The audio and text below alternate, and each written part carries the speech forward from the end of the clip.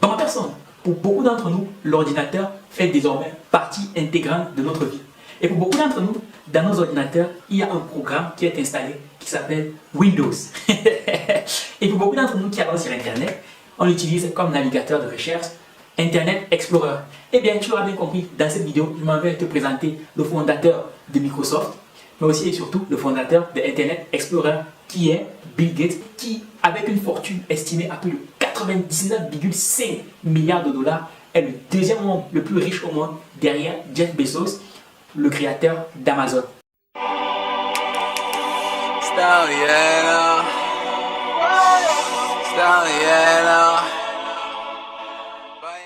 Bonjour ma personne personnelle, j'espère que tu vas bien et j'espère que comme moi tu as soif de réussite. Et là si c'est le cas, on est ensemble. Tu l'auras bien compris, dans la vidéo d'aujourd'hui, on va voir ensemble la biographie de Bill Gates. Mais avant de continuer, je t'invite vivement à cliquer sur la cloche de notification si ce n'est pas encore fait. Ceci afin d'être signalé pour toutes les parutions de nos prochaines vidéos qui vont juste être énormes et qui vont t'apporter énormément de choses du lot. Et puis de t'abonner si ce n'est pas encore fait afin qu'on puisse être ensemble. Pour la petite histoire, Bill Gates est né en 1955 d'un père avocat et d'une mère femme de foyer. Alors, ce qu'il faut savoir, c'est que les parents de Bill Gates lui avaient inculqué un esprit de compétition. Donc pour eux, Bill Gates devait toujours être le meilleur. Et la réussite du père de Bill Gates, qui était en fait un avocat de renommée, avait tellement fasciné Bill Gates à tel point qu'à l'âge de 10 ans, tout ce qui intéressait Bill Gates, c'était lui aussi de pouvoir réussir sa vie. Donc, pendant que ses camarades de classe jouaient au baseball, qu'est-ce qu'il faisait Bill Gates? Eh bien, lui, il dévorait les encyclopédies. Déjà qu'il était un surdoué, déjà qu'il avait un QI très élevé, mais tout ce qu'il trouvait à faire en plus, c'était de dévorer des encyclopédies. Donc, à l'âge de 12 ans, Bill Gates va découvrir l'ordinateur grâce à l'un de ses enseignants de mathématiques. Et de là, il va développer une fascination pour cet outil. C'est à tel point que des fois, il lui arrive de sécher les coups juste pour essayer de percer le mystère qui se cache derrière les programmes informatiques. Donc, quelques années plus tard, Bill Gates va faire la rencontre de Paul Allen, un autre élève qui était de 2 ans son aîné, qui lui aussi était passionné par l'outil informatique. Donc, Bill Gates va se mettre avec Paul Allen pour concevoir un logiciel informatique qui permettait de gérer tous les emplois de temps de son école. J'ai déjà précisé que Bill Gates avait en ce temps-là 15 ans.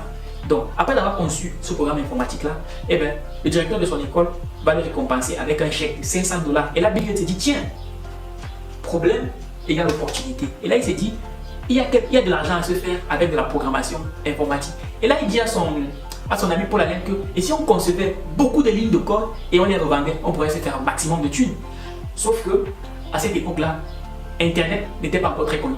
Sauf que, à cette époque-là, le domaine de l'informatique n'était pas du tout connu, donc les gens étaient très hostiles à ça, donc ça devait être très compliqué pour eux de faire fortune. Mais n'empêche, Bill Gates croyait fortement qu'il était possible de se faire beaucoup d'argent grâce à la programmation informatique. Donc, après l'obtention de son bac, Bill Gates a pour seule ambition de mettre sur pied une entreprise de programmation. Sauf que, comme je te l'ai dit plus tôt, à cette époque-là, les gens étaient encore très hostiles à l'informatique. Donc, ses parents avaient dit qu'il est inconcevable que Bill Gates grille son avenir pour des sottises, parce que pour ses parents, franchement, l'informatique c'était des sottises. Ceci d'autant plus que son père, qui était un avocat de renommée, pour lui, son fils devait aussi intégrer une grande école de droit, faire de grosses études, obtenir un méchant diplôme pour sortir aussi un grand avocat comme son père. Donc, ce qui va faire en sorte qu'à 19 ans, Bill Gates va intégrer l'une des universités les plus prestigieuses aux États-Unis, qui est l'université d'Harvard. Pour que tu aies une petite idée de ce que représente Harvard, Harvard, si tu veux, c'est une université dans laquelle est sorti 8 présidents des États-Unis.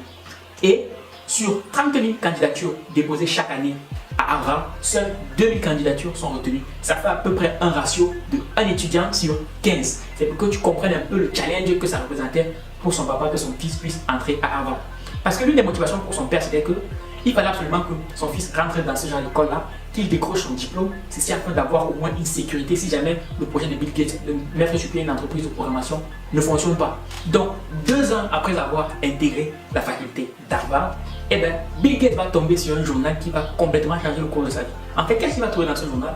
Il va trouver une annonce disant que le premier ordinateur taille humaine venait d'être conçu. Parce que ce qu'il faut savoir, c'est qu'avant les ordinateurs, c'était de grosses machines, vraiment impossible à transporter. Mais une fois que Bill Gates a vu cette annonce-là dans un journal, tu sais, ceux qui sont orientés au problème n'ont pas vu les choses telles que Bill Gates. Parce que Bill Gates, lui, a en fait vu une opportunité. Parce qu'il s'est dit, ah tiens, le fait de vouloir créer une entreprise de programmation est vraiment possible.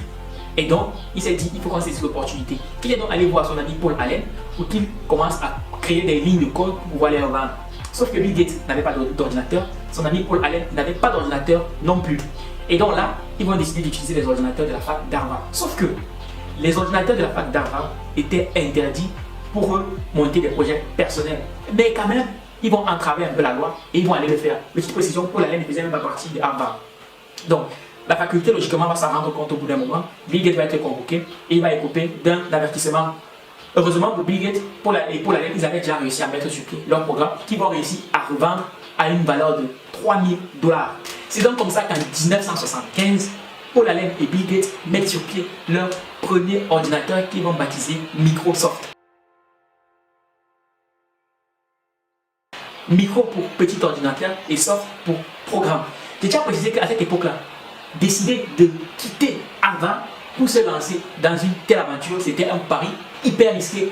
Et autant te dire que ses parents étaient complètement opposés à cette décision-là. En plus, pour son père qui était avocat et qui n'y croyait pas du tout, franchement, ça a été un sacré pari. Mais Steve Jobs, il croyait dur comme fer. Il a laissé ses études pour s'engager à fond là-dedans. Donc, à 24 ans, Bill Gates va juste réaliser l'affaire du siècle avec IBM. IBM qui est une des plus grosses boîtes au monde en ce qui concerne la conception d'outils informatiques. Donc, IBM, en fait, à cette époque-là, voulait juste se lancer dans le marché des micro-ordinateurs. Ils avaient des micro-ordinateurs, mais il leur manquait une chose, c'était un système d'exploitation qui devait être compatible avec ces ordinateurs-là. Sauf que tous les ingénieurs de IBM ne savaient pas concevoir ce type de logiciel.